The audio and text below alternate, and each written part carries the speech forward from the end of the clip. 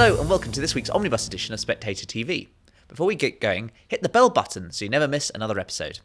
First up, Donald Trump was inaugurated as the 47th President of the United States. On the night of his inauguration, Spectator colleague Kate Andrews joined Freddie Gray and Lionel Shriver to discuss the result and why Lionel is, despite everything, giving Donald Trump a chance. Today, in his inauguration speech, President Donald Trump said that the golden age was coming to America now that he was back in charge. Freddie, you're on the ground in Washington, D.C. Do you see this golden age happening? Well, I'm not on the ground. I'm quite high up in an apartment block on Pennsylvania Avenue, and all I can see is some snipers. And unfortunately, it would have been a great view of the parade from here, but unfortunately, the parade doesn't seem to be going down because of security fears. But as for the mood on the ground, you have to go pretty far out away from the Capitol to really talk to people, because everything else is unbelievably secure. You just get shouted at by policemen everywhere and National Guard officers. But I would say, there are a lot of MAGA people here, and they're having a good time. They're enjoying it. They're genuinely optimistic about the future. And I don't think I'm not really picking up on much kind of Democrat resentment. It's certainly very different to 2017 when I was here, when you really felt the kind of the Trump resistance was this incredibly powerful and actually violent force. That's not there to be seen at the moment. The contrarian in me sometimes thinks perhaps now that there isn't this resistance this time, this is when Donald Trump will actually be quite a scary authoritarian figure. Certainly there were some flickers of that in the speech, particularly with, God saved my life so that I could make America great again. I mean, that presidents tend to be on the messianic end of the spectrum, but that's pretty high, far up that end, I would say. Yes, Lionel, the president stuck to the script. It was about a 30-minute long speech, and he didn't call for American carnage like he did back in 2017. There was a bit of an attempt to call for unity. I noted his red and blue tie that looked purple on stage. I think that tie did a lot of the heavy lifting when it came to that message of unity. But on the one hand, he's saying he wants to be the peacemaker. On the other hand, he's talking about Greenland and the Panama Canal as both in his sights. What did you make of a speech that, drifted to quite a few different places over the course of those 30 minutes? Well, certainly in comparison to 2017, it was a much more positive speech. Although it was incredibly insulting of the Biden administration. I mean, it almost casually so. And the guy was sitting a few feet away from him. So it was kind of fascinating on a personal level. It more or less accused Biden and co. of nearly destroying the country, and also promising very specifically to overturn all of his policies. I mean, just all of them. And it was an interesting change from the standard speech for inaugurations, because usually they're very broad, they're flowery, they use a lot of call to unity action, and they are therefore extremely boring, and which is why I usually do not watch them. I only made sure to watch this one because I was invited on this podcast. Otherwise, I often just I can't stand the pomp. But it was worth being there for this moment. It was unusually specific about his policy intentions, more like a State of the Union than an inauguration speech, and put him way out on a limb in relation to any number of policies where he's making promises that he can't necessarily follow through on. I mean, he's not going to have control over the rate of inflation, only very, very indirectly. Yes, so it was interesting to notice that the markets responded to the announcement that he was not actually going to levy any tariffs today by having the dollar plummet in value, which is a little counterintuitive, but I guess it makes people more optimistic about foreign currencies. But I mean, I was glad to have watched the whole thing. I mean, from from the very beginning of people coming into the rotunda, because I think I experienced the astonishment at his reelection today in a way that it didn't quite when he won the election. I found it just amazing that this guy, that every institution in the United States had done everything in their power to stop, much of it underhanded, still won the election. And also there is something admirably astonishing about the transfer of power, the peaceful transfer of power between two such different politicians who represent such drastically different policies. And yet Biden was there, and nobody, things went as they were supposed to. And yet this is a renegade politician. This guy is going to shake things up. And I think much more so than he did in the first term. He didn't know what he was doing. There were some people who would say that he still doesn't. And he was successfully tied up by all the resistance, the attempts to delegitimize his presidency. And that kept him from accomplishing very much, especially domestically. But this time, he's got the go-ahead. And Freddie, on that point, he said in his speech, they tried to take my freedom, they tried to take my life. Donald Trump is acutely aware of the setbacks that Lionel talks about there, certainly during his first term in office and even more so since he left. How do you think that is going to shape the next 4 years? Well, I think he's very excited about Pam Bondi as Attorney General. He obviously wanted Matt Gaetz as Attorney General, didn't get that, but he wants Pam Bondi to do very big work, sort of dramatic work, sort of unwinding the groups, the institutions that he feels waged lawfare against him. And I think this campaign will be pretty robust and pretty vicious. Steve Bannon, I saw him give a speech last night, and he was saying pretty much Donald Trump has done his heroic service now. He's won, and now it's up to us to fight, and not give up, and go after them in every corner, destroy them, find them, destroy them. Quite a lot of swearing. It was really sort of angry stuff. It was not your unity message at all. And I know that Steve Bannon is not in the administration, but he certainly is a voice, if not the key voice, of the MAGA movement. And a lot of these people are people who were there, are in the administration. There's a real appetite for what Donald Trump called retribution. I'm not convinced on the retribution front. I mean, for one of the first times ever, I perceived Donald Trump today as actually happy. He seemed happy. He seemed at peace with himself and glad to be alive and glad to be present and genuinely festive. And I'm not, I mean, this is going out on a limb, but I just don't think he's especially motivated right now to be vengeful. I mean, he has his vengeance. Today was his vengeance. The best of all possible retributions was that hour and a half in the rotunda. And I wonder how much he really needs that.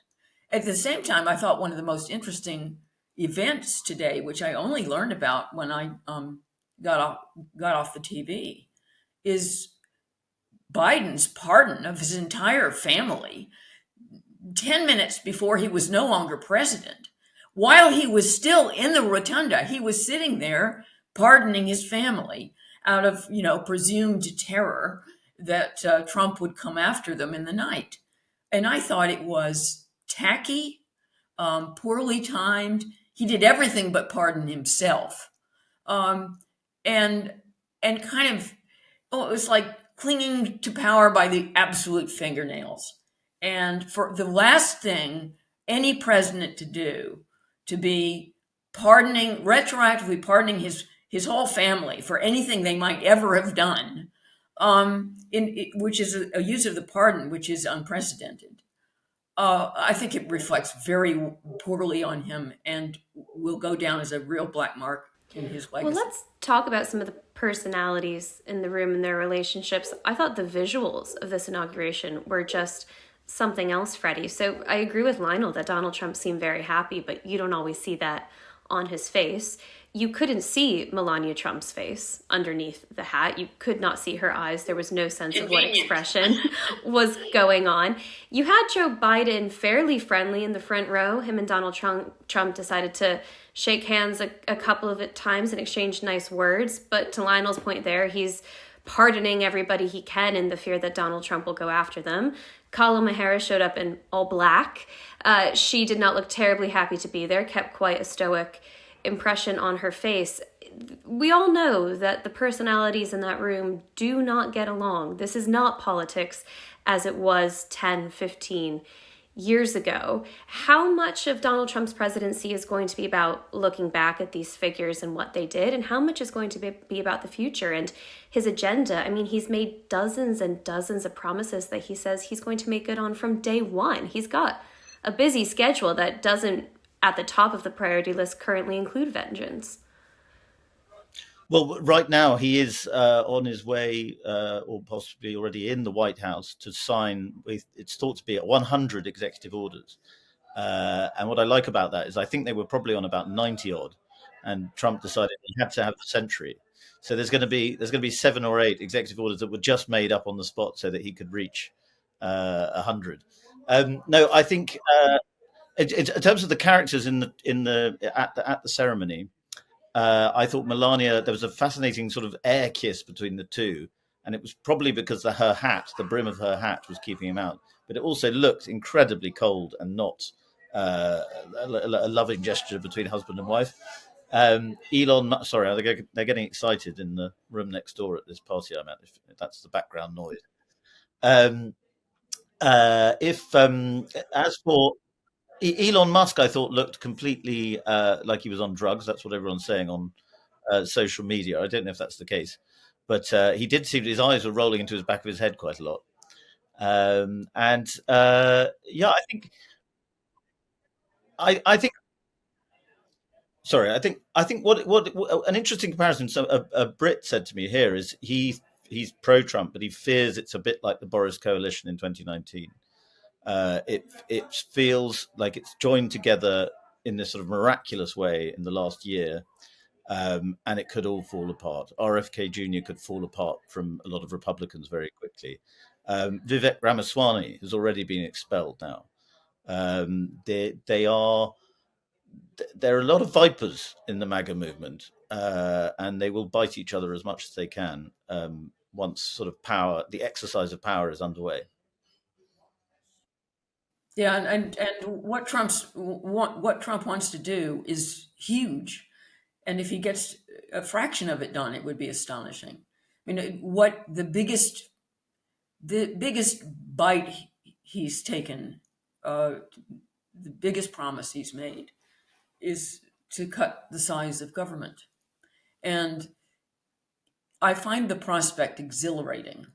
I believe that the state of the U.S. government, the amount of money it takes, and the degree to which it interferes with virtually every decision any citizen makes, would make the founding fathers turn over in their graves. I mean, this is not what was intended.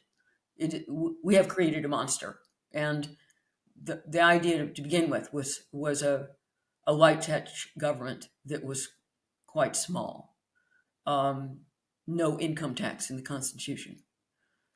So, I mean, I think this is partly the nature of all governments, that they consume the host, they're parasites, and they eventually just suck it dry.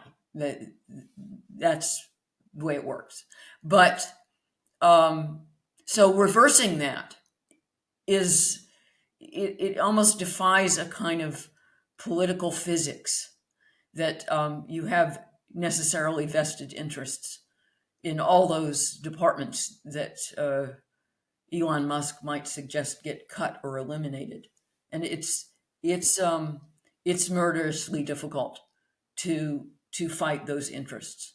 And I will follow both that and the immigration story. I will follow with keen interest. Well, let's touch on the immigration story, Freddie, because whilst Trump is promising to cut up to $2 trillion worth out of the federal budget, he's going to have to spend more money in other areas to make good on promises like getting border security. He's promising mass deportation of foreign criminals. Those kinds of pledges cost a lot of money. So while he may cut on one side, he may also be spending on the other. Yeah, well, I think they are committing a lot of money towards sealing the border because they regard it as such a priority.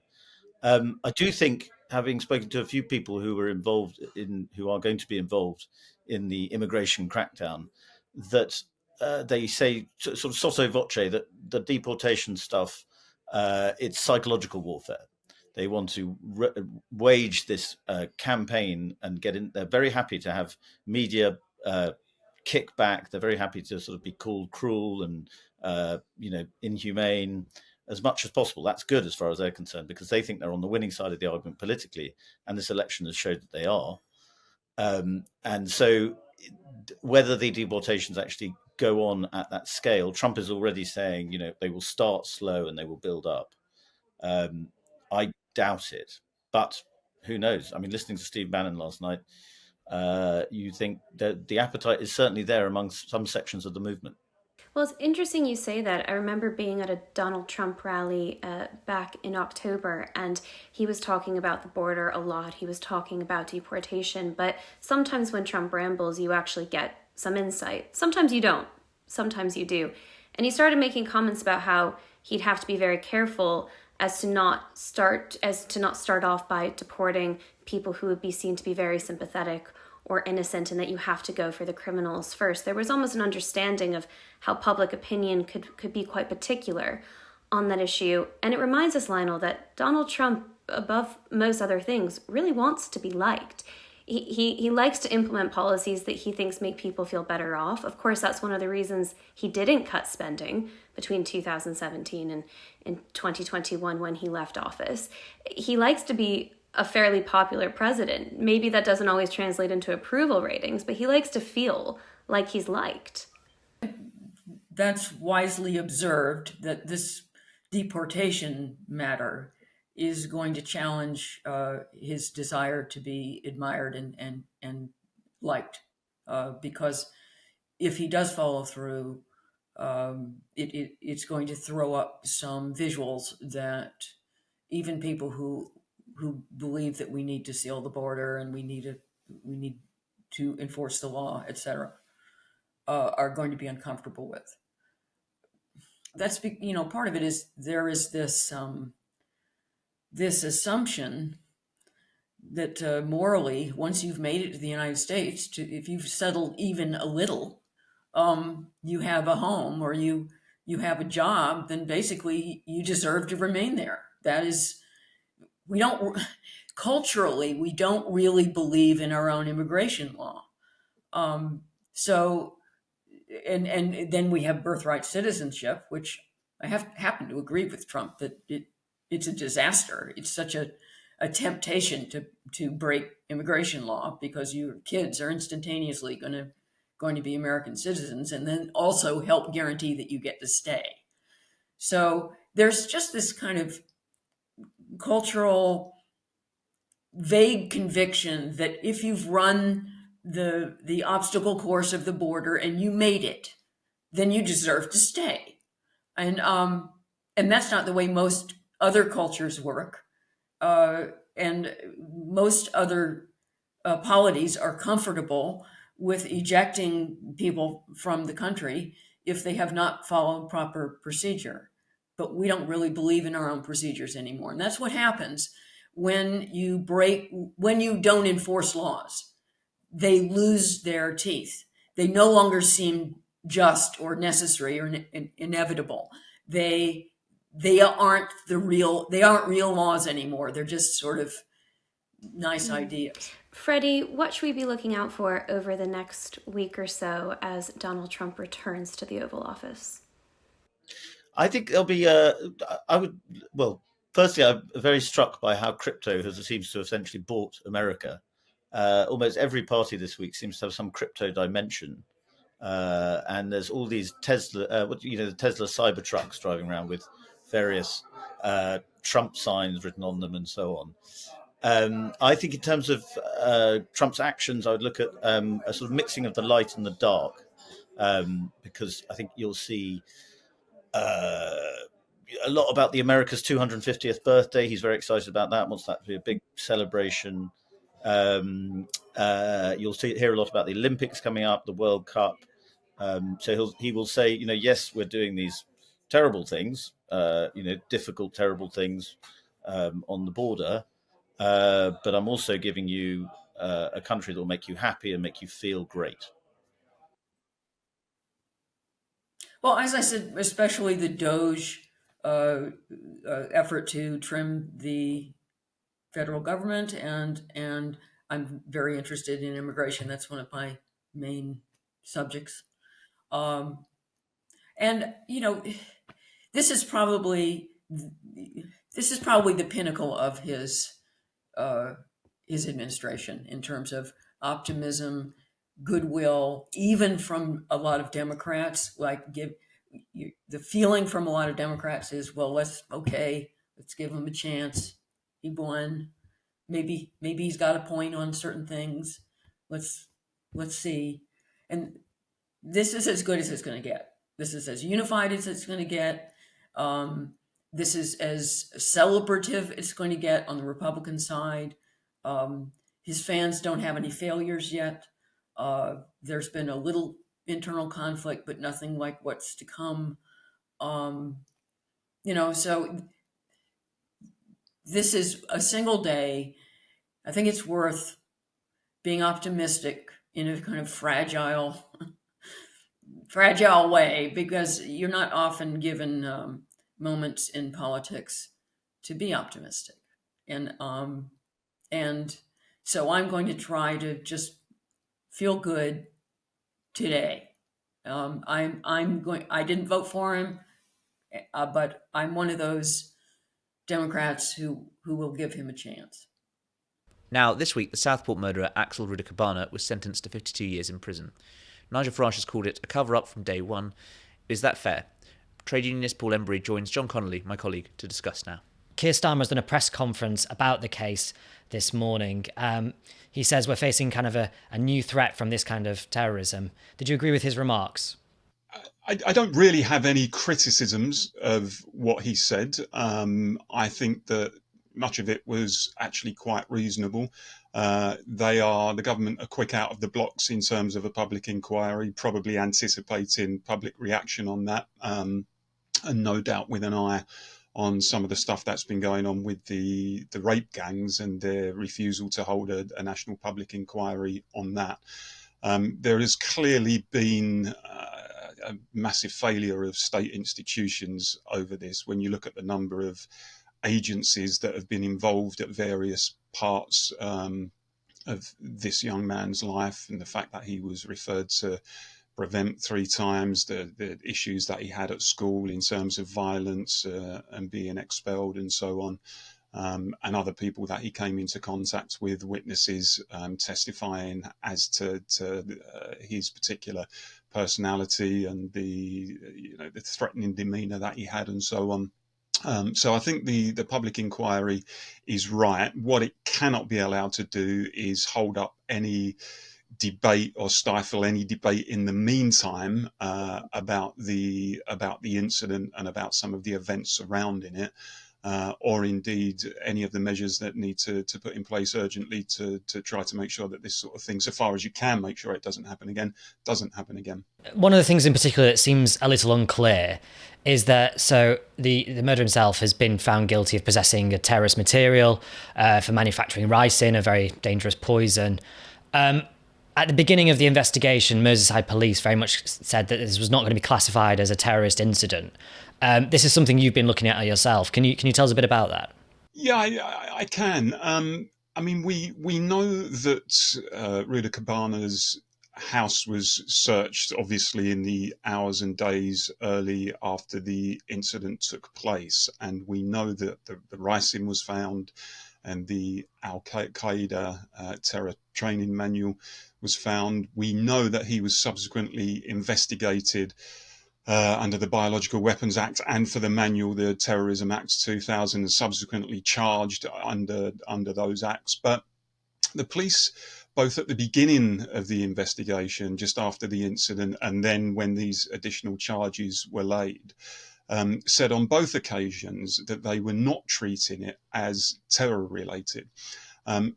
And I found that quite strange, actually, because I thought, well, how can you investigate somebody and subsequently charge somebody under the Terrorism Act, but maintain that the incident is not terrorism related? That seems to me to be a real serious illogicality. And they stated, the police, in a statement when they laid the additional charges in October, that they were not treating it as terror related on the grounds that they had not been able to establish a motive. Again, that struck me as being strange. I'm an emergency service worker. There are incidents that have been treated as terror related that the police were not able at the time to establish a motive on.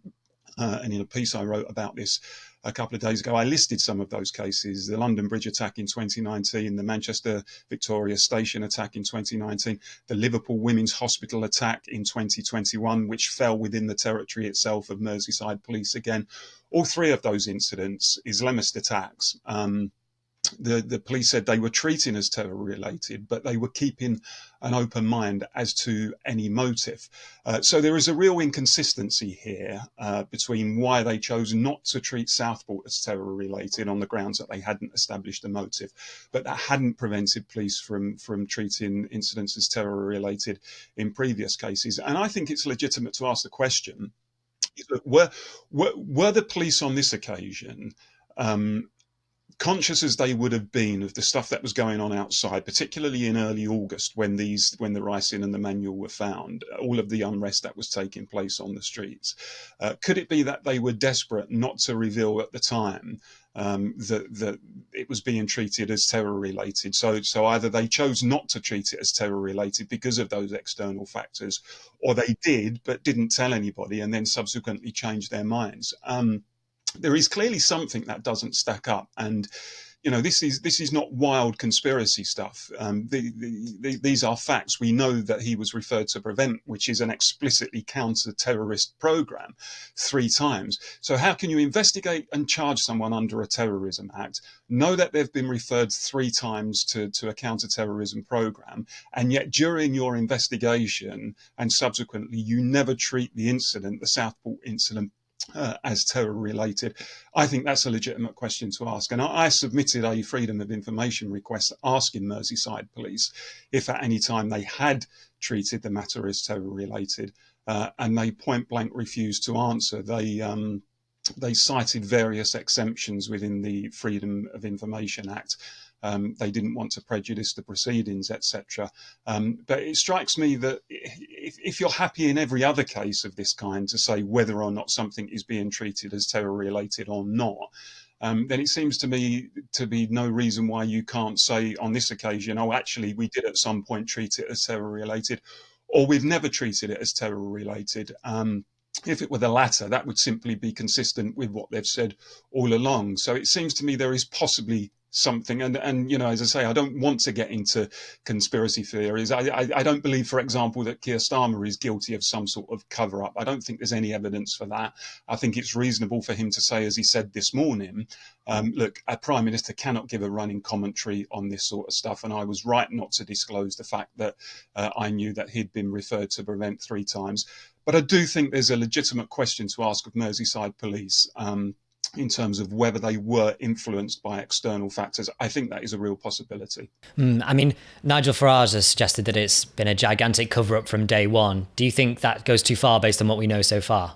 I do think it goes too far.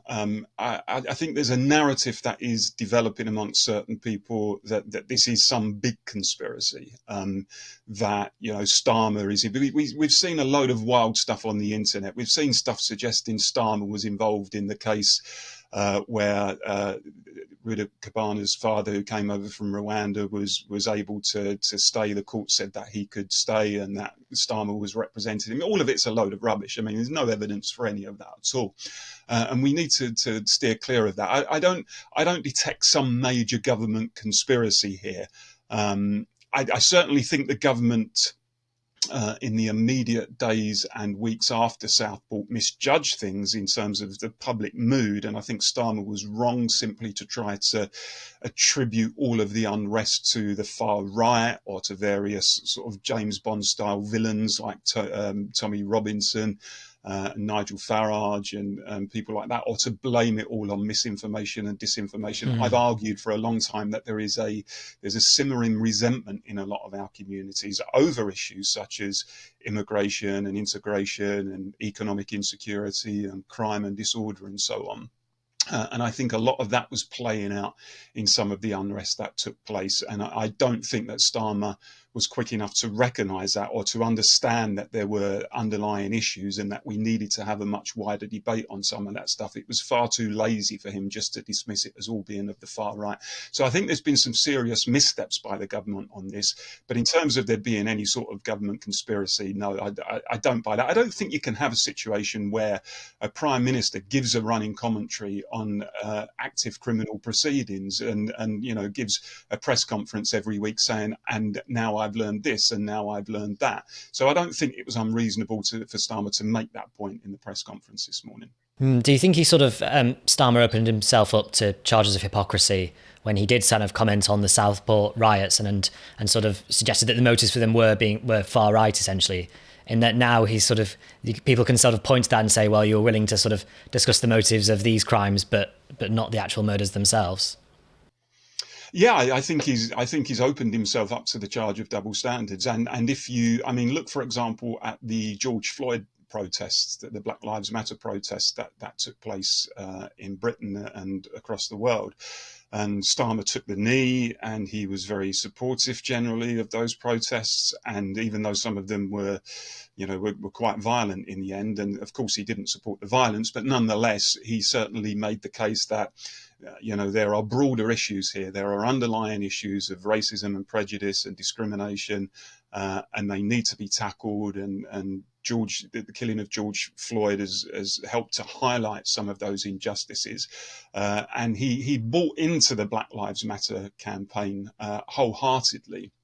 And here, people, I think, are right to say to him, look, some of the unrest that took place, some of the protests that took place in the summer were born of a feeling amongst people that they are alienated, that they are suffering from economic insecurity. People are struggling in some of our communities, particularly in our working class communities.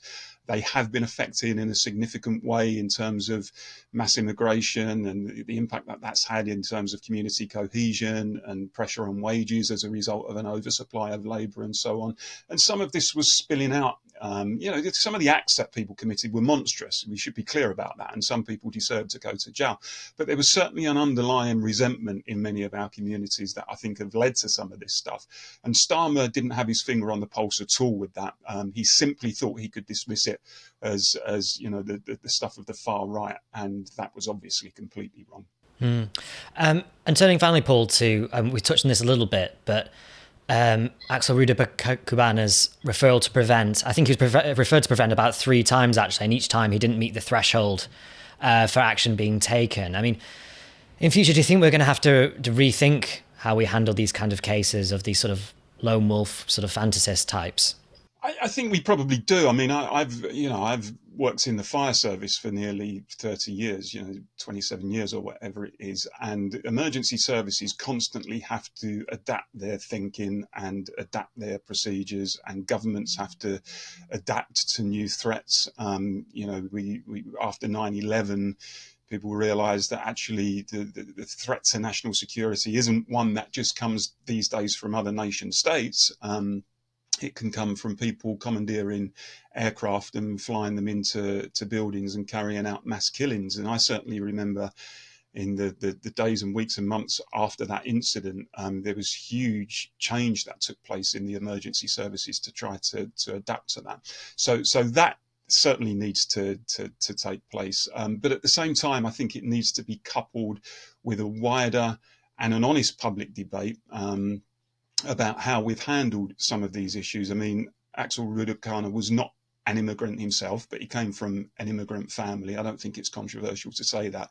He was clearly somebody who was, from what it would appear, completely isolated from much of the rest of the community and from his school friends and so on. And I think when you also look at some of the other Islamist attacks that we've suffered down the years, we do have real problems in this country, I think, in terms of fragmentation, in terms of social disintegration. And I think the way that we've managed immigration and integration has been appalling. We've actively promoted separateness and difference through a policy of what you might call hard multiculturalism now over a number of years. And surprise, surprise, it's resulted in communities quite often and families quite often living parallel lives from each other, often in the same community, often in the same town.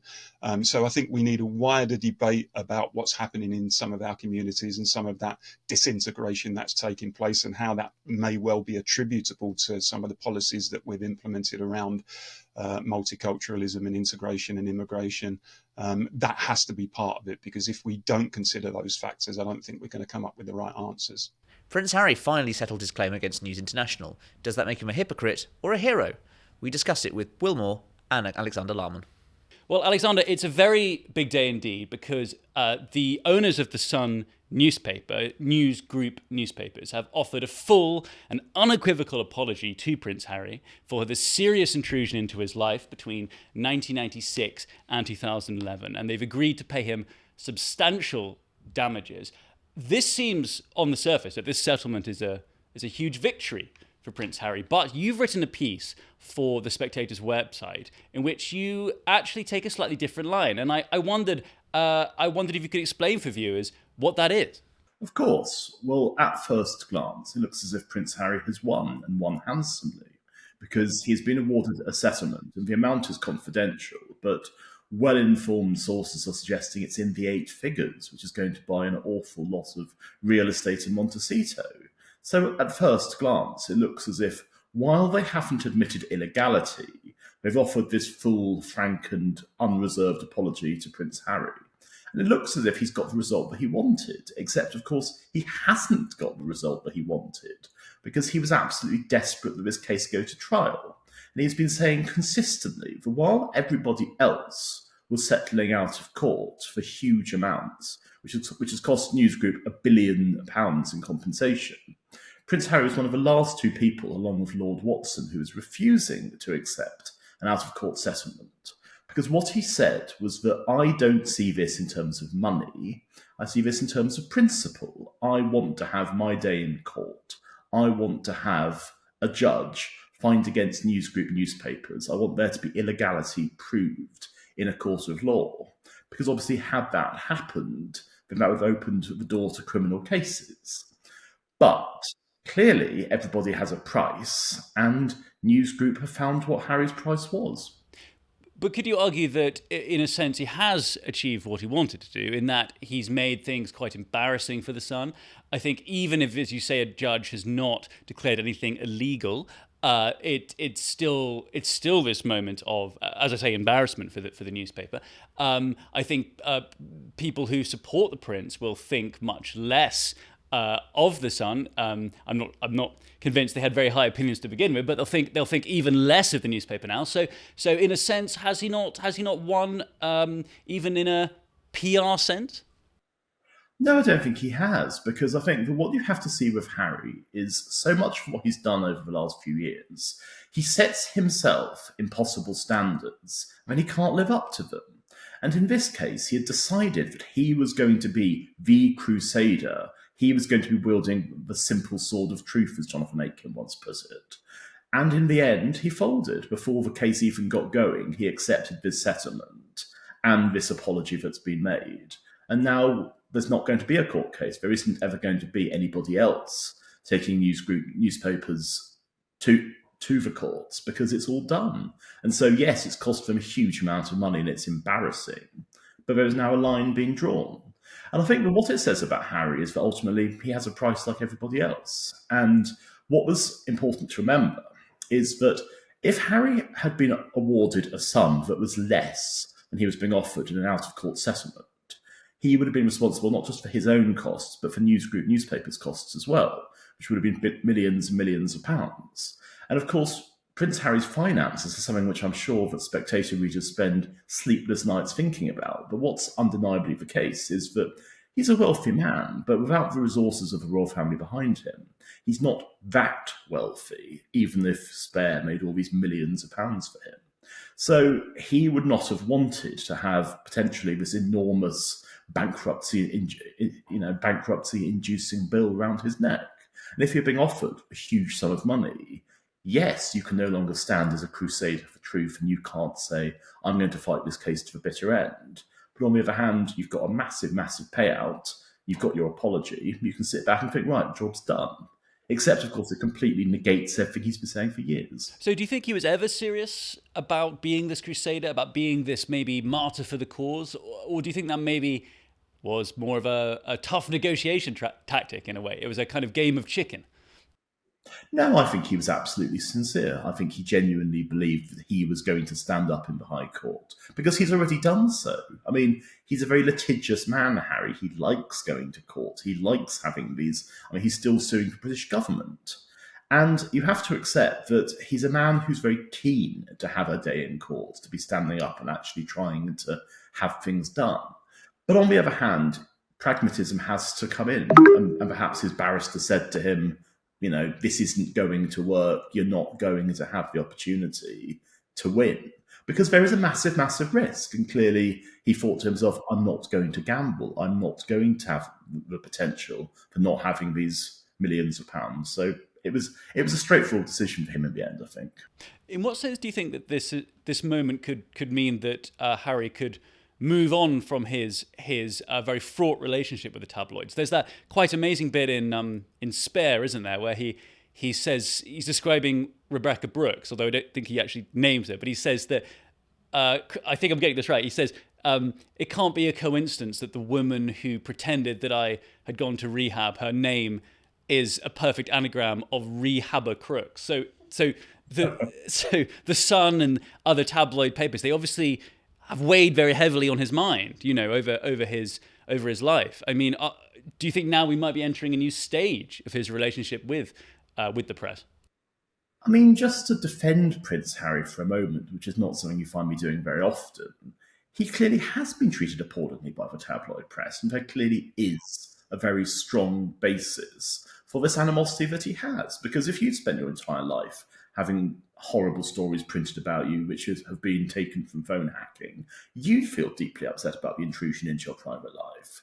But clearly with him, it is not just a case of being given some money and making it all okay. Clearly he blames the tabloid press for what happened to his mother. Clearly he thinks that it's been a horrible thing for his wife and his family. And so I think that even if the money is going to go a very long way into making him feel more content with his lot, he's not going to be a happy man because the tabloid press is still out there. They're not going to be giving him favourable coverage. I mean, if you look at the papers, how they've been treating him, he is not coming across very well. And I imagine the papers tomorrow are going to be quite damning because many of them will be saying, as I have said, this is not the victory that he wanted. This is not the outcome that, as recently as December, he was talking about. So I think that what we have to look at with Harry is what's the end game? And I don't think he wants just to sit back and have a quiet life in Montecito, occasionally playing a bit of polo and having his organic kale smoothies in the morning. I think that he still sees himself as an advocate and he sees himself as an agitator.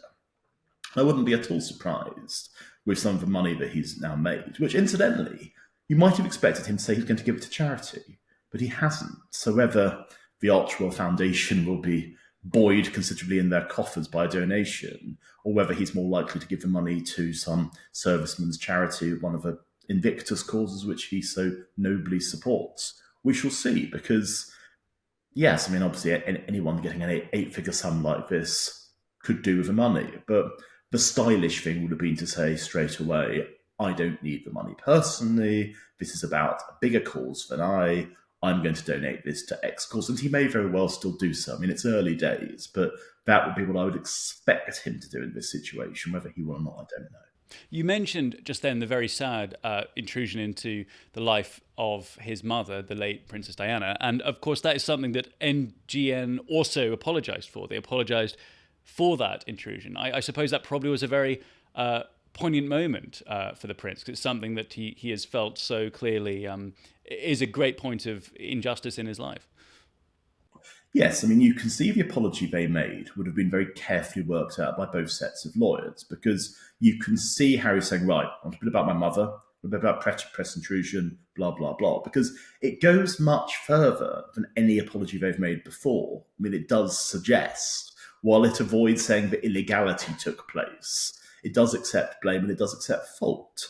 And the fact that there has been this unreserved apology made in court will be a source of satisfaction to Harry. The question is, once the celebrations die down, will this have been enough? Or will he actually regret not being in court? Because he wasn't due to be in court today, and he might not have been in court for weeks, but he knows that if ever he does appear in a public setting like that, it's going to arouse huge amounts of interest. I mean, just the stories about where he'd stay running the papers for days, because he doesn't stay with his father, and he certainly doesn't stay with his elder brother.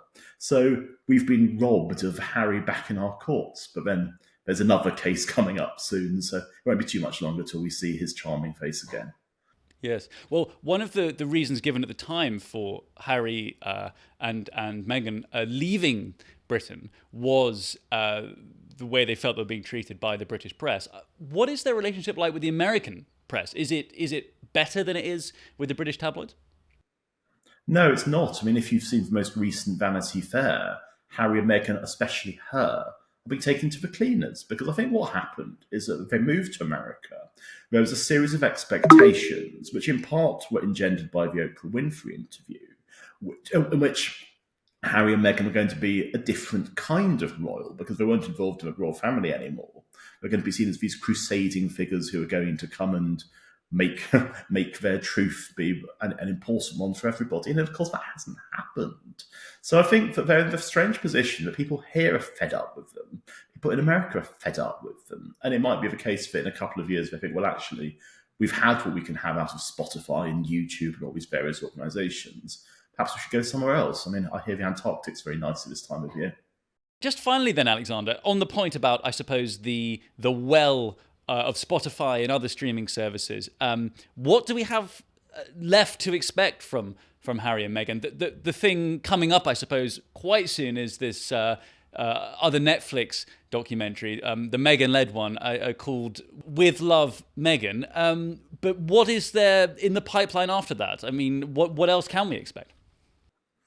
Well, presumably Harry will have another show, and presumably there'll be another Harry and Meghan show, because if they stop producing their wonderful content, then obviously the likes of you and I would be bereft.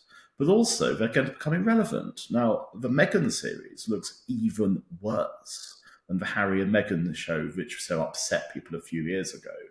And the fact that it's got the most unmemorable title of all time. I mean, I thought it was called Live, Laugh, Love with Meghan. The fact it's just called With Love, Meghan means that we have at least a shorter title.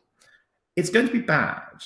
There's no doubt whatsoever it's going to be bad. I mean, the only question we can ask really at this stage is how bad? Because every single thing that she has been associated with has been repellent in some way.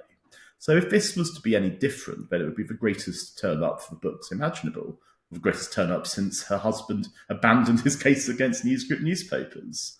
So I don't know what's going to happen, because they are always worried about drifting into irrelevance, because just as the Duke of Windsor and Wallis Simpson, after he abdicated, became frightened of the idea that they wouldn't have a place in the new world, so it is with Harry and Meghan. They're constantly aware that things could go very badly wrong for them, and they could be a forgotten figure. They could be people whose heyday was a long time ago. So you see themselves thrusting themselves into the spotlight at every opportunity, and People are sick of them already. They're sick of them in this country. They're sick of them in America. And I just don't know what's going to happen in the long term. To Canada, could Pierre Poilievre finally topple Justin Trudeau's Liberals? Joining me to discuss this now is Hamish Marshall, Conservative strategist and pollster. Last time we were talking on Spectator TV, Justin Trudeau had just resigned a fortnight ago, and now it looks though there's going to be two favourites to succeed him in the Liberal leadership race. Mark Carney, who many of our viewers will know, was the former Governor of the Bank of England, and Chrystia Freeland, who was Justin Trudeau's longtime finance minister. Just from your position, give us a sense perhaps of the two candidates, their chances, and against Pierre Poilievre, who's the runaway Conservative favourite to be the next Prime Minister, which of those would stand a better chance of beating him, do you think? Well, first of all, I don't think either of them stand much of a chance because they're not sufficiently different enough from Justin Trudeau.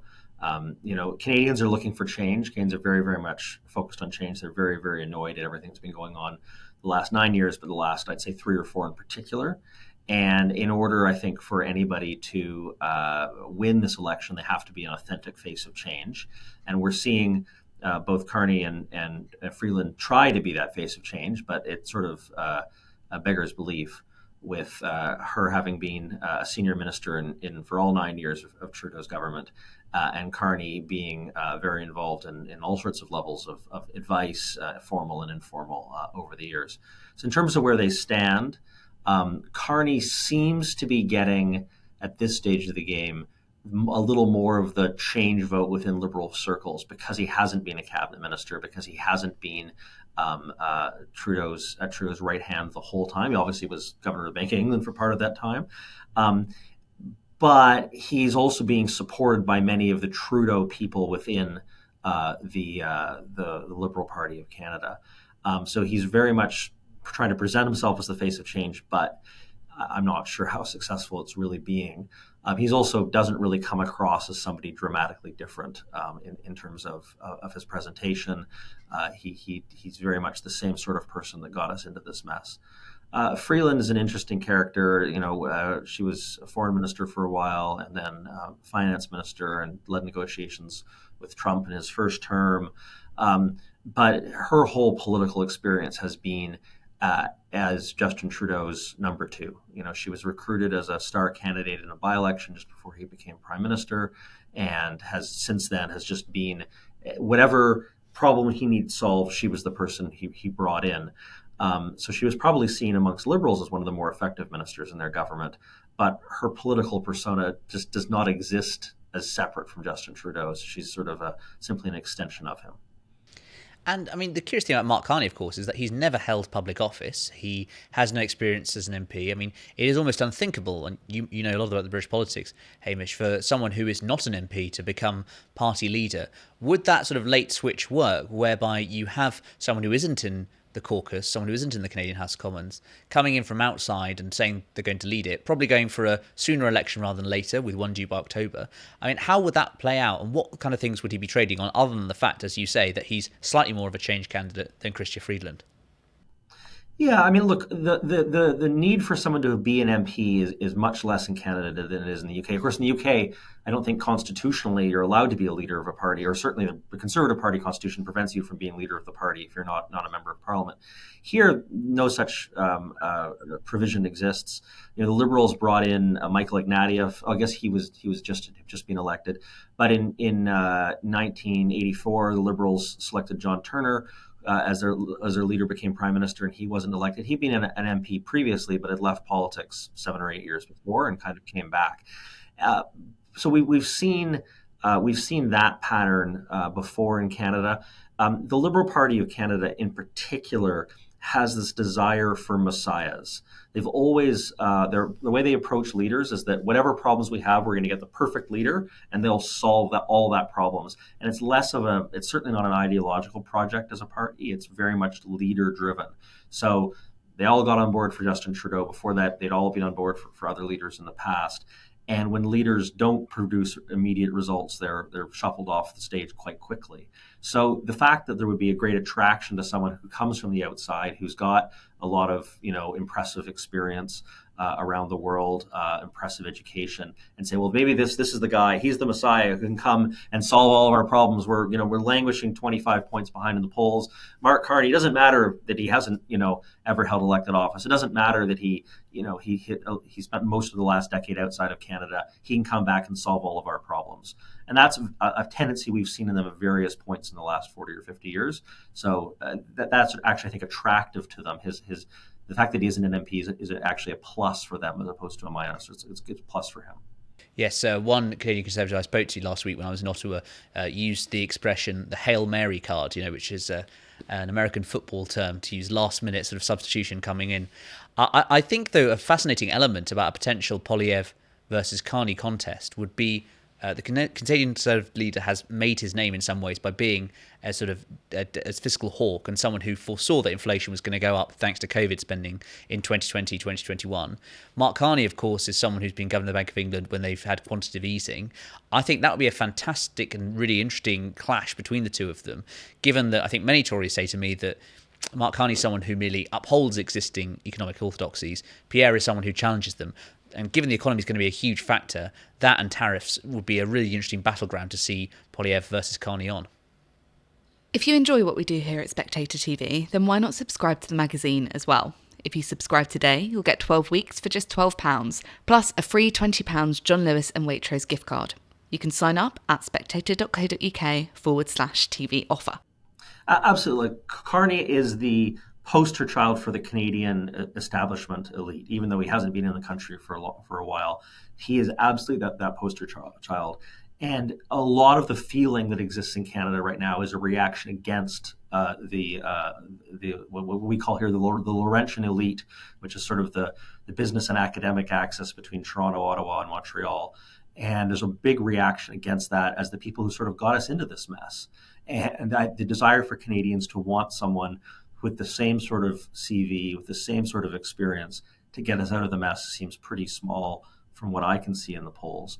And I think you make an excellent point. Carney, you're absolutely right. He was the poster child for printing vast amounts of money. I don't call it quantitative easing, it's printing money.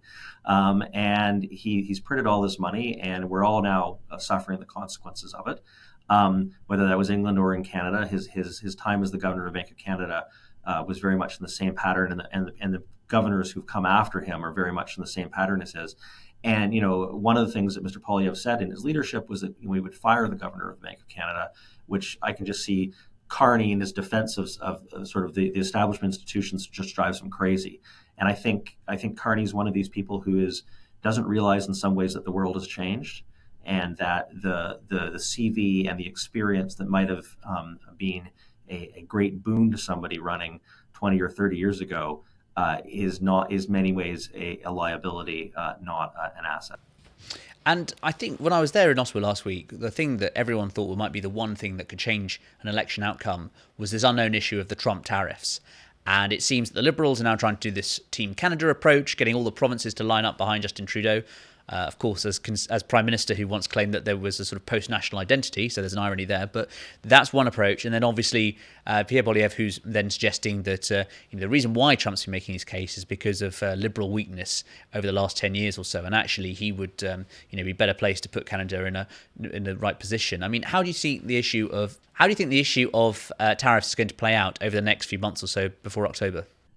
Well, we've now been given a stay of execution until February 1st to see what tariffs Trump is going to bring in. With Trump, everything is an ongoing negotiation. So what will happen on February 1st? There might be more time. There might be more negotiations. We might get a 25% tariff. We might get a smaller amount. Everything's on the table. We'll see. The Liberals are obviously consumed with their own leadership as well, which is causing a lot of sort of distraction amongst what's left of the government. So I really think Mr. Poilievre is right that Trump, with his experience with Trudeau, ended up quite disliking Trudeau by the end of his time as Prime Minister or as President the first time, and sees him as a soft touch and sees this as an opportunity to try to get some trade concessions or to drive his message in some other way. And we will see how that maintains. It depends really what happens with the tariffs themselves and how it goes, and whether it's across the whole country or just certain sectors. There's a whole variety of things which will have a big impact. The big issue in this country is going to be around energy. A lot of people, in certain parts of Canada are less focused on what the amount of energy we export to the United States and the impact that will have on our economy. But if he comes after energy exports, that's going to have a huge impact. There's other sectors that will have a lower impact, but politically they could have a large one as well. So, as everything with Donald Trump, we sort of have to wait and see, and it's very difficult to, I think, predict exactly what's going to happen. And in terms of the Conservatives in Canada, they've had a remarkable turnaround over the past 3 years or so. The polls I've seen suggest that the Canadian Conservatives are about on 45 points or so, the Liberals down to 20 or less. How would you explain their turnaround over that time? And what lessons, with a lot of our viewers are probably British, what lessons of the British Conservatives can they learn from Canada's example? Well, I think what really happened is that it was two things. One is that the Liberal government was becoming less and less in tune with people's problems. They were insisting that everything was great. Inflation wasn't going to happen. When it was happening, it wasn't as bad. It would go down at any minute. It's all right. These interest rate hikes are not a big deal. Everything, they insisted that everything was great and that Canadians were wrong to be complaining. They would trot out all these economic statistics saying, well, no, actually, the Canadian economy is doing great, which it really wasn't. And individuals would say, well, that's nice, but my rent's gone through the roof, and I can't ever dream of buying a home, and even groceries cost more, and driving to work costs more. And there was this complete disconnect. So that was phase one. One was the government became very out of touch. And two, and this is really important, is that Pierre Poilievre saw that opportunity and drove the wedge and owned that anger and became the first politician to really tap into that anger that was existing and understood it. He was the prophet of inflation. Before inflation surged, he spent 18 months telling everyone, when you're printing money like crazy, inflation is going to go through the roof. And every economist in Canada lined up, and the Bank of Canada, the governor of the Bank of Canada, everybody came out and said, no, we can print money till the cows come home and it won't have any impact. And then that came true, and he got instant credibility from that right around the time he became the party leader, and has been able to maintain being the face of change, showing he's going to do something radically different from what's been doing right now and what got us into the trouble. And that, I think, is what's really matters, is that people believe, well, like him or hate him, people believe he will fundamentally change things. And a lot of Canadians are suffering from the current situation so badly that they're saying, many of them who've never voted Conservative before, one of the big things we've found is that the support for Conservatives has dramatically increased with people under 35. Historically, that's a group that we've lost. I mean, in the UK, historically, the Conservatives don't sort of seem to win any group under about 50 or 55 or something. And this last election, it was probably about 73 was the cutoff. But we've been leading with people under 35, especially young men, quite consistently for the last 2 or 3 years. And it's beginning to change the voting patterns. And I think what's going to end up happening is that, when the election comes, is that we're going to win some quite unexpected seats, because I think the pattern of who is voting Conservative also seems to change. And Mr. Poilievre has reached out to people who have traditionally never voted or considered voting Conservative in the past. And as a final question, Hamish, you've known Pierre Poilievre a long time, many years. What do you think he'll be like as Prime Minister? I think he's going to be unbelievably focused and disciplined. He understands that taking on the bureaucracy and everything else, should he become Prime Minister, is going to be a massive challenge. And he's going to be very laser focused on giving on the things that matter to the people who've elected him, the people who want change, people who want to see the country work differently, who want to be able to make a difference in their affordability situation. He's going to be very focused on that. He's honestly, I've worked with many, many politicians over the years, and he's honestly the most disciplined person I've ever worked with. His ability to focus on what matters, I think, is frankly unparalleled, and will hopefully yield very, very good results. The ramifications of the Southport case continue to ripple through Westminster. Joining me to discuss this now are Katie Balls and Isabel Hardman on Southport and the death penalty. I'm Katie Balls, and I'm joined by James Heale and Isabel Hardman. On Thursday, we had the sentencing regarding the Southport murders. James, can you just bring us up to speed? Because of the age when he committed the crimes, he cannot get a whole life sentence. Yes, this was about being underage. He was 17 years old, just about when the crime was committed. And therefore, it's going to be 52 years he's been sentenced to, which means he was 70 when he's released because he's 18 now. In reality, it is unlikely as though he will never be released. A bit like Myra Hindley, for instance, he will almost certainly die behind bars.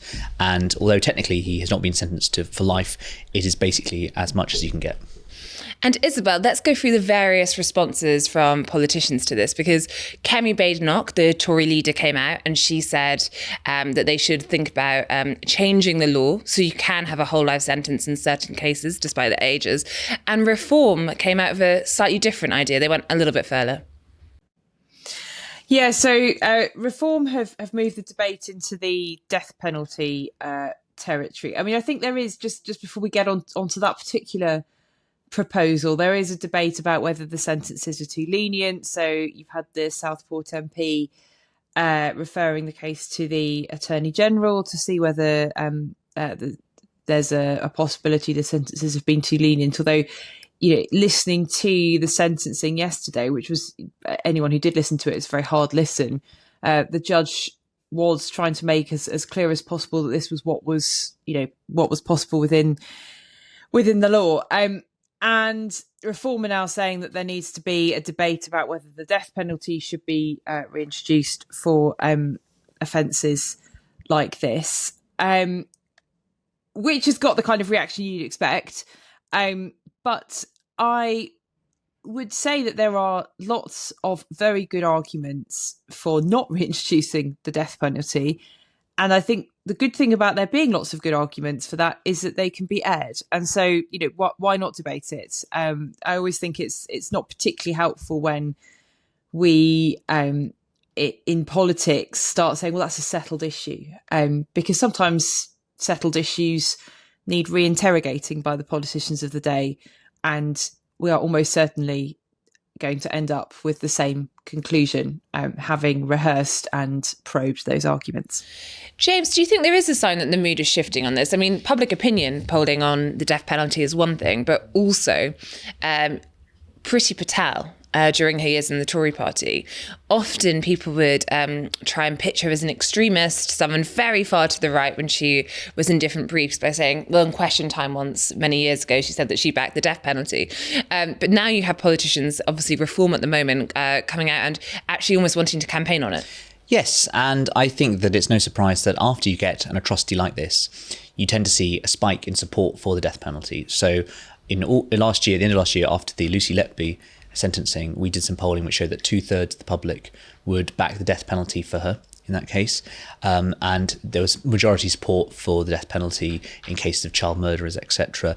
It tends to go up and down. I think most polling I've seen suggests it's around tends to have about 40-45% or so. So I think from a Reform perspective, it's interesting whether they choose to lean into this and kind of solidify what their base, as it were.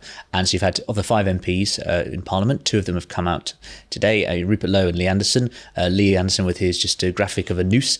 But I suppose in one sense, what's reawakened this issue obviously is the atrocities, but also the debate around assisted dying. I think it brings into context different questions around life, and of course if the state should take someone's life, why not take the most heinous, the most barbaric criminals? That would be the argument.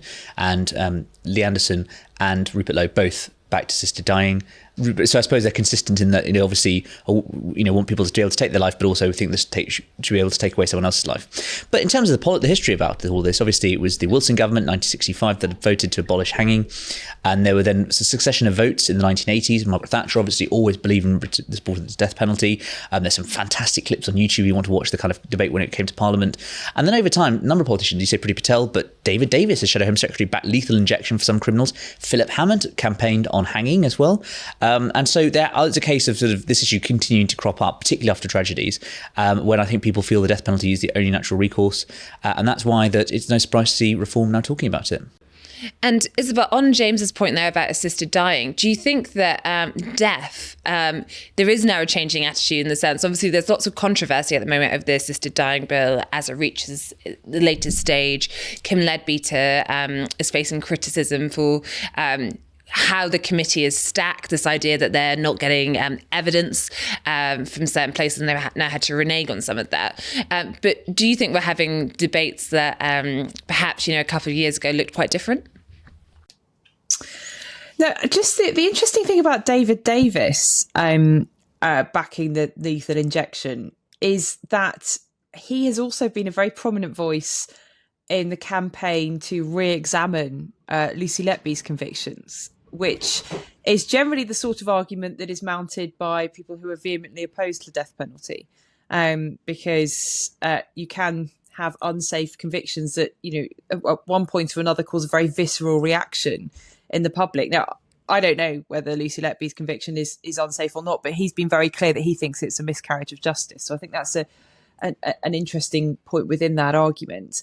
And then when it comes to assisted dying, so this is really interesting because we started this podcast by talking about the importance of airing all arguments. And what we've seen this week, particularly in the decision by the committee that's currently scrutinising the assisted dying legislation brought by Kim Leadbeater, as you say, is that they decided not to hear evidence from the Royal College of Psychiatrists, even though this bill literally amends the Suicide Act, which is one of the pieces of legislation which probably has the most direct links to the discipline of psychiatry.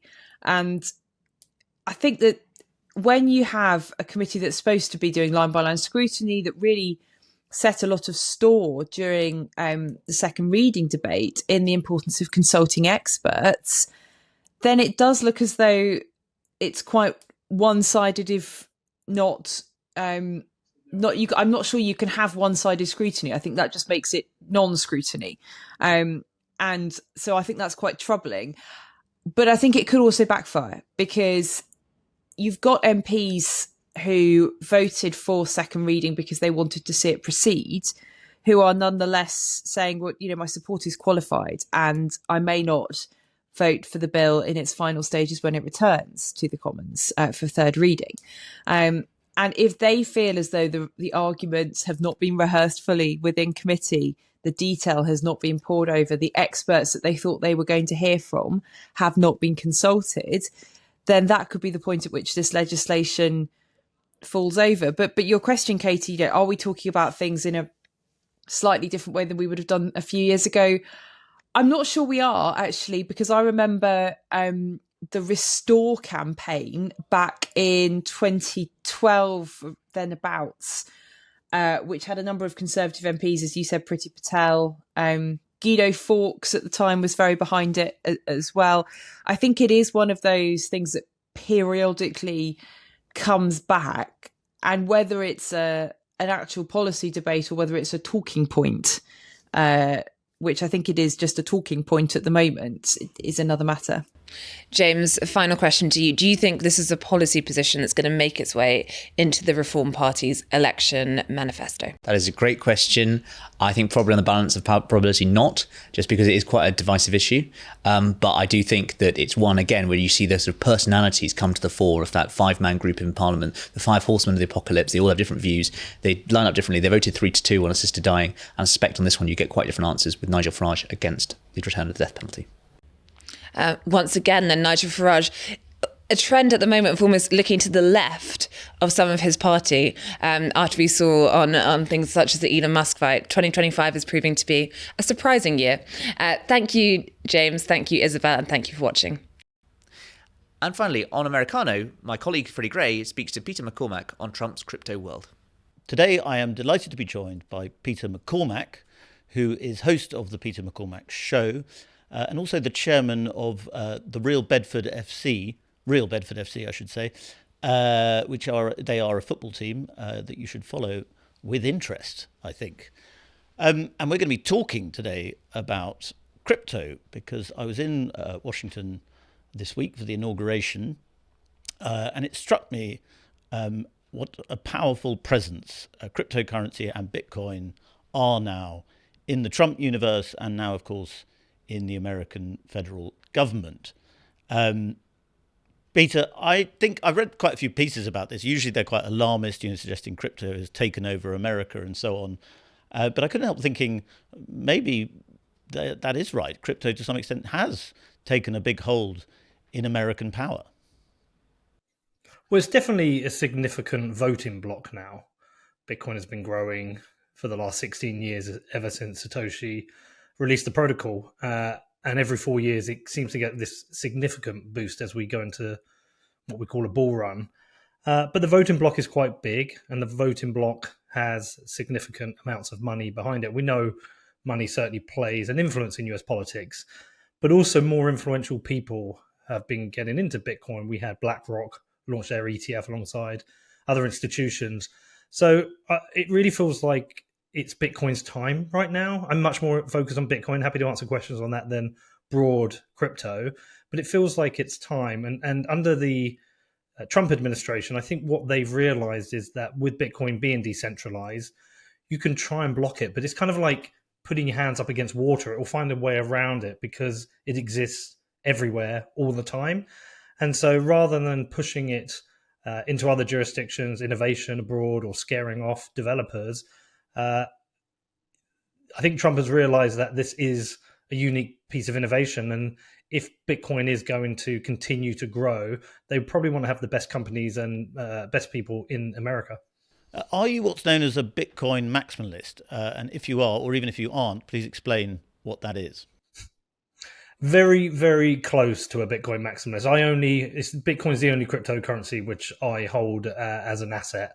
A Bitcoin maximalist is somebody who, in the world of cryptocurrencies, of which there are thousands, from Bitcoin to other similar coins such as Litecoin, you have other protocols such as Ethereum and Solana, and then this big world of meme coins. A Bitcoin maximalist is somebody who says Bitcoin is the only cryptocurrency that matters. It's the only one that's meaningfully decentralized. It's the only one that can meaningfully take power away from the state. It's the only cryptocurrency which offers real long-term value.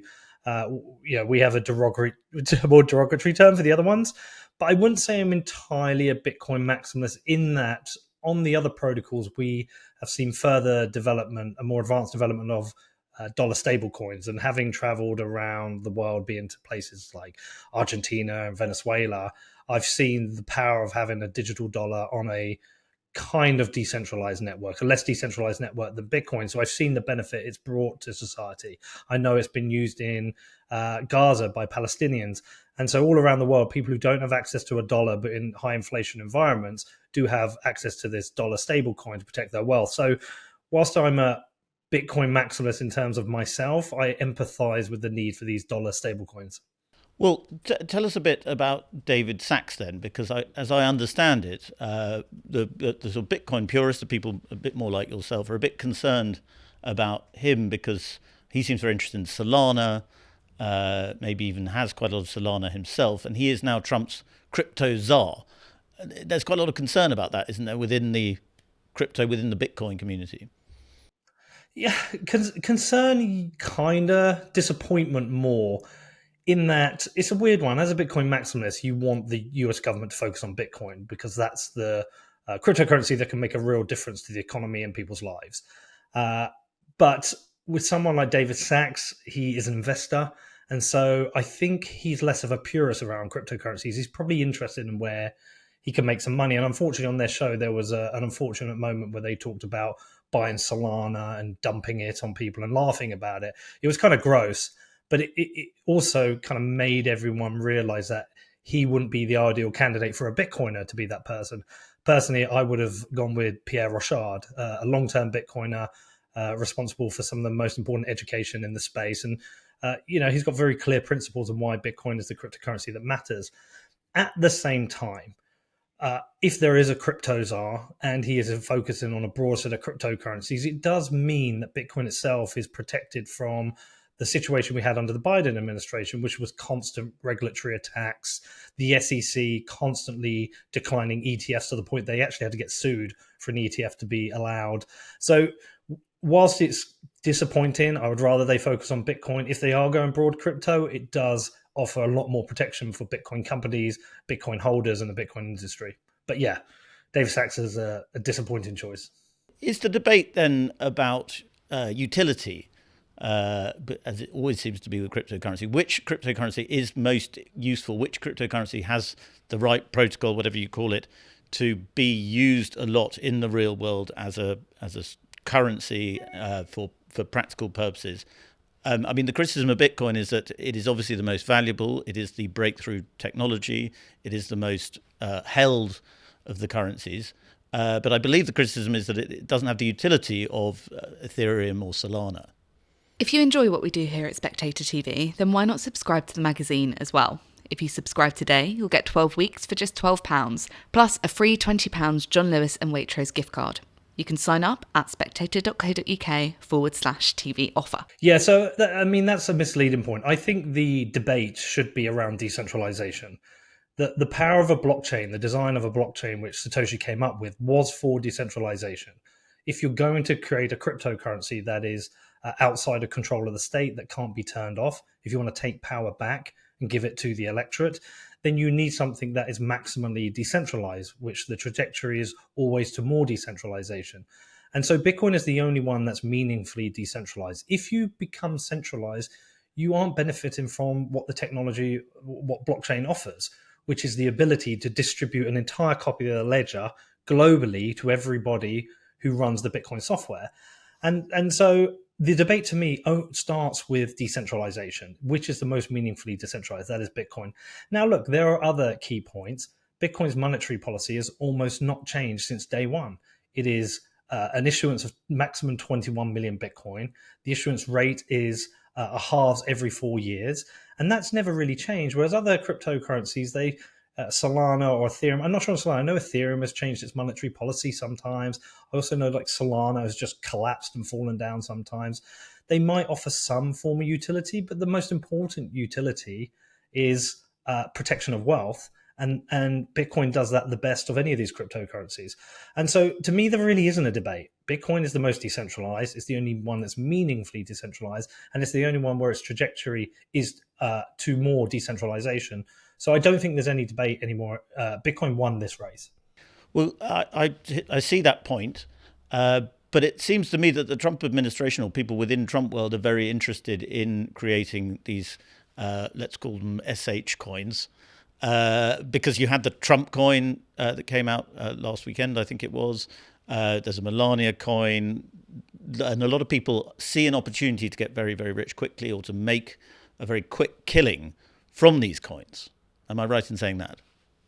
Yeah, and it's disappointing. The temptation's there. I own a football club.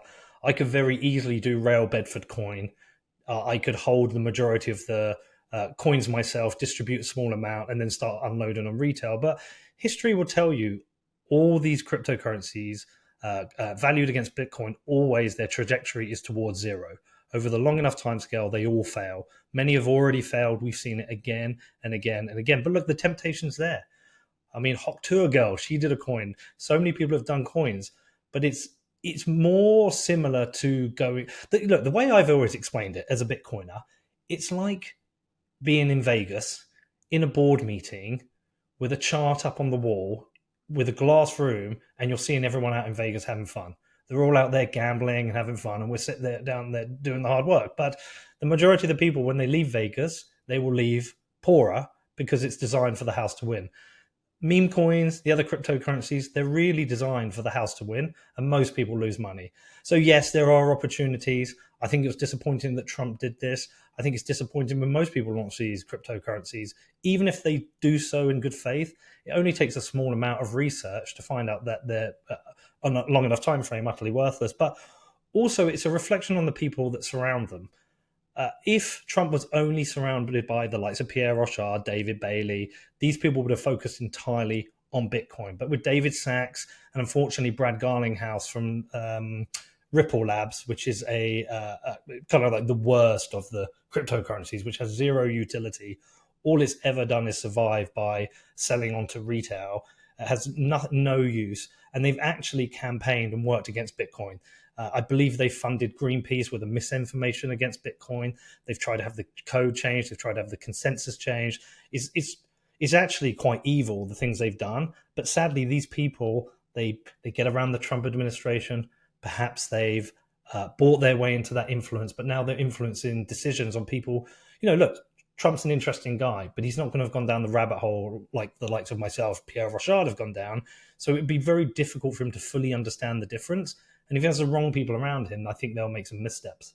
Well, and it's not just Trump. It's still probably the majority of people who haven't gone down that rabbit hole. And if you see Bitcoin or decentralized finance as the future, there has to be some sort of transition towards that. And that will involve an enormous amount of political upheaval, and probably far more than the Trump administration will be willing to take on. That transition's already been happening for 16 years, and it's slow, and rightfully it's slow. Bitcoin is very disruptive. The mechanisms of Bitcoin are very different from the fiat rails. It's very disruptive. And so a slow transition is probably a good thing. It takes time for the technology to build, for people to understand the technology, to understand the influence. But there is a transition of money which is leaving the fiat system and going into the Bitcoin system. It's a transfer of wealth. It's a transfer of power. But do I believe that Bitcoin will be the only currency that exists in a decade, 2 decades, 3 decades? No, I think it would be very hard for us to get away from sovereign currencies. But what we will see is a transition of value which departs from these currencies. And it will reflect the economic policies of countries. If they continue to print money or borrow increasing amounts of money and driving inflation, people are going to look for a place to park their cash. Historically, people with money, knowing they're not getting interest rates, moved it into assets or commodities. Bitcoin is one of these. To some people, it is an asset. To some people, it's a commodity. But it's a place to park your money and avoid the terrible impact of inflation, which we will continue to get, because it's almost mathematically impossible now for these countries, the US, UK, Europe, to not continue increasing their debt. Well, and to some extent, as I understand it, Bitcoin's rise is an expression of a lack of faith in central banking. And every time there is a financial crisis now, central banks come to the fore. You have government stimuli, and that stabilizes the financial system. It's not a very healthy system, but it does stop financial crises from getting completely out of hand. I suppose is your answer that if you have Bitcoin, you will have fewer financial crises? But there's a counterpoint to that, which is that a pure economy like Bitcoin might be would be quite a brutal place for a lot of people. But the current economy is a very brutal place for a lot of people. If you're in the poorest in society, the lower class, the lower middle class, even the middle class, you've had your disposable income eviscerated. You've had your businesses destroyed by policies which have seen massive inflation. And that's us experiencing this in relatively stable Western liberal democracies. If you go to the developing world, well, the US has exported their inflation to these countries. I mean, I was in Malawi earlier this year, and they just had something like a 50% currency reduction in value of their currency. And we've seen this all around the world. The US hasn't always managed its position as having the global reserve currency within the best interest of everyone else. It's within the best interest of those. But it is the currency used to trade everything around the world. And so the world is a tough, hard place for people who are using the dollar or experiencing the export of its inflation. The world has got an easier and better place for those who have been holding Bitcoin wherever they are in the world. And so, look, they're just two different worlds. And what we don't know, I mean, we can guess and pull together some kind of thesis on what we believe the future of the world is under these two currencies. What I hope is that Bitcoin spreads and expands enough that reduces the size of the state and enforces more kind of fiscal and monetary responsibility from governments, because otherwise people will exit those currencies. But it's very hard for us to know what the future is, because this is still a fairly new currency. We're still learning what it is, what it does, how it works. Well, I think politically, Bitcoin is very associated with libertarianism, and there certainly seems to be a crypto-enhanced libertarian faction within the Trump administration. But Ross Ulbricht being released would be perhaps Trump sort of answering their concerns to some extent. But the Trump movement itself is not altogether libertarian, is it? No, I mean, it's a traditional Republican conservative administration with some nuances I mean, I think we'll be talking about Trumpism because it's his own version of republicanism. Bitcoin is often aligned with libertarians. James O'Brien this week said it's right wing. I think he aligned it with far right, the far right movement. Look, people can categorize where it is. It is money. That's what Bitcoin is. It's a form of money. It's a free market form of money. It's an open monetary network that anyone in the world can tap into and use, and they know the rules. They know there isn't a group of people within a central bank, the Fed or the BOE, who are making decisions which they think will stabilize an economy that ultimately wreck the lives of certain people. It is an open, free market monetary system that anyone can use. And the interesting part of this with Trump is that I think Trump is pro-trade. I think Trump is pro lower taxation, and I think Trump is pro-conservative values. We've been through a period of liberalism. We've been through a period of left parties leading certain countries, and it's not been popular. The Biden administration was very unpopular. The Labour government in the UK is very unpopular. I think we've got to that point where people want something different, and Trump democratically offers something different. Well, Peter McCormack, thank you very much for coming to Americano. It's been fascinating to hear your insights. Thank you. Thanks for having me. That's all we have time for this week. Don't forget to tune in and watch next week's episode too.